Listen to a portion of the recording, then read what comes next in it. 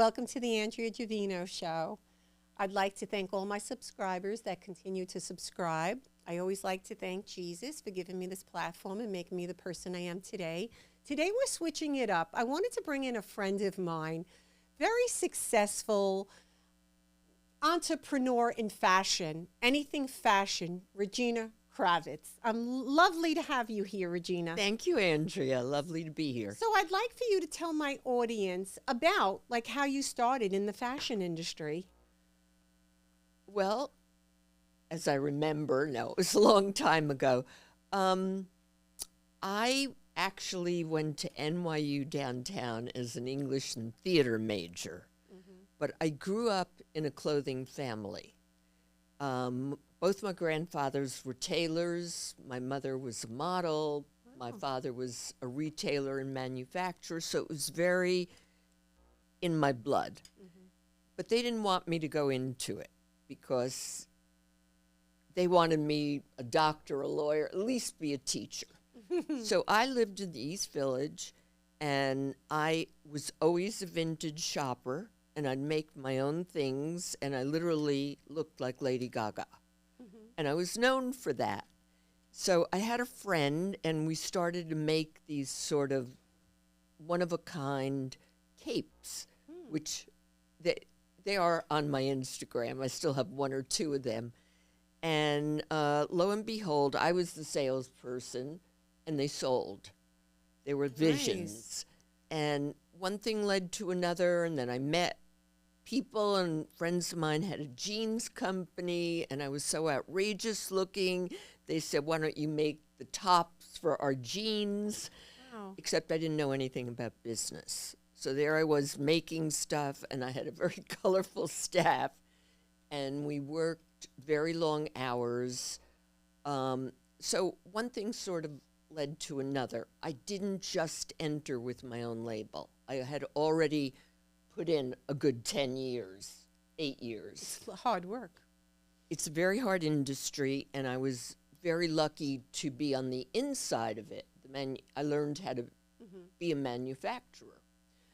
So at one point, I decided I would make a few things again on my own. I started right away again in my own bedroom, had a friend of mine make them, went to stores. We obviously didn't have the internet then.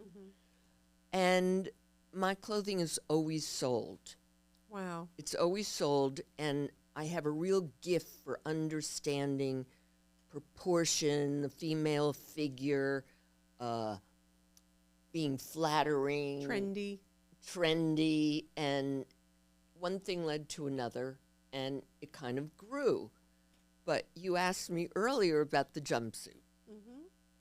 So even though I had a nice little business, we were starting to sell to stores, one of the things I would do was keep my sewers busy before a season. So you had product. Yeah, well, I keep them busy before we actually did a line.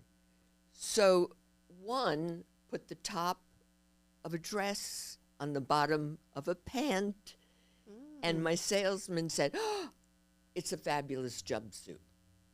Now, jumpsuits existed, but they were like minimal. They weren't, skinny designers did them as like an item. So this was in the 80s, and all the young women like myself were going out. They were working and clubbing. Clubbing, big club. And here I had this jumpsuit that had padded shoulders. It was cut very low. It was roomy enough to dance in. It was a wonderful alternative. And back in the 80s was the big shoulder pads. Mine were not that big. Yeah, they used to use a lot of shoulder pads. Kamali. Right. Norma Kamali, yes. So influential. And it gave everybody a great figure. So this jumpsuit totally catapulted me. Wow. Into a business, Okay. a big business. Do you think that's where your break was with Yeah, the jumpsuit? it definitely was. Suddenly, I had every major store in the hallway wanting to buy the jumpsuit. Now, one of the things about the garment industry, you can't copyright it. You can't patent it. That trend, which is 35 years later, is a $1 billion item. Wow. It's like inventing something that, no, I mean, they don't all look like the ones I did, and I must have did 100 versions. Wow. I did many other things, but the jumpsuit Was the big thing was that what I'm got really you known off for. into Yeah. the world of fashion, as far as a recognized And name. they were very well priced because I designed clothing for myself. I was a young working gal, and that was what I did. So interesting. Is there anything like, with your experience in the fashion world, did you come across any like that you could tell like the young and upcoming fashion designers what to look out for, like a shady kind of business? Because back years ago, if you don't know what you're getting involved in, it could be a very shady. Like, can you give us I a had take on that? everything possible happen to me. Like, give us Everything. Robberies. Oh my! That's what I'm saying. Like, you hear a lot about that, especially Fabric back then. stolen. Ideas, Well, ideas you can't, right? you just can't help that. Yeah. Unfortunately, that is That's what fashion. happens. Yeah. But I want to just talk a little bit about the business end of it. Mm-hmm. I was lucky enough that my father exposed me to that. My mother gave me the style sense, but my father exposed me to business. And an organization called American Women's Economic Development Corp, because there were not a lot of women entrepreneurs. No, not back then either. Yeah, No. no, I meant back then. Right. So they provided help. I joined everything I could to get help. Okay. And I asked everybody I could to mentor me. And I probably asked my accountant more questions than anybody possibly could, because I didn't know how to read a balance sheet. I was an English major who was now a designer. So now I'm on the board of something called the Brooklyn, did you know that? Brooklyn Fashion Incubator. I didn't, but you did mention it to me when we had the conversation, because explain that to So, me. That's a big deal, though, unbeknownst isn't to it, being on the me, board? there are incubators that specifically help fashion entrepreneurs. Okay. Now, mostly they don't have a background in fashion, but they have a passion. A fashion. So they get their product made. They go through all of the steps. Mostly they need a lot of help on the manufacturing end, what a marker is, how to cut it. I mean, all the things. It took me many years of hard work to learn. So it's but to the help them incubator helps them to do navigate that. and to get to where they need to be. Yeah, and to help them scale. We call it scaling. Help them have a business plan. Help them make their garment. And I work with entrepreneurs, fashion people. I work on their lookbooks. We work on a lot They have of to plans. put a whole book together.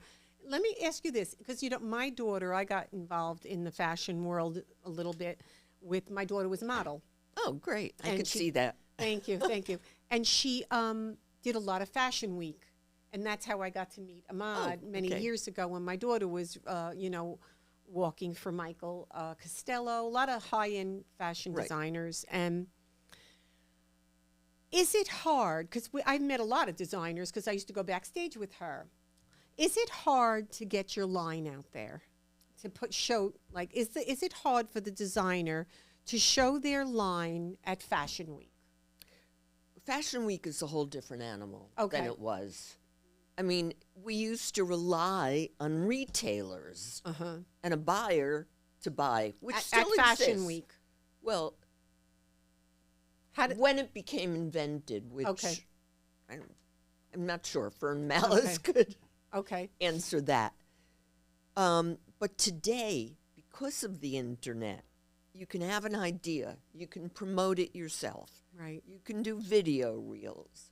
You And can send it. get a reaction. So many people today are dependent on that small level of selling. So, for instance, right, like at Fashion Week, you like when I was going with my daughter. So then, like they invite like the buyers, say from Bloomingdale's or Nordstrom or the big stores. Now they can send their video Correct. to, Yes. and they don't have to get into Fashion Week because they can do it all through the social media. Right. It's all social media. It's all but social- they need that good video. And I think it has to be on models. It has Because to, you see it on a body. And right. in today's world, there are inclusive models. There aren't just models. There are Right. people of all sizes, shapes, genders. And you know what? I'm so glad they did that though, because years ago, it just the model back in the 70s, as you know, 70s, 80s, you have to be a size 0. A size 0 is a model.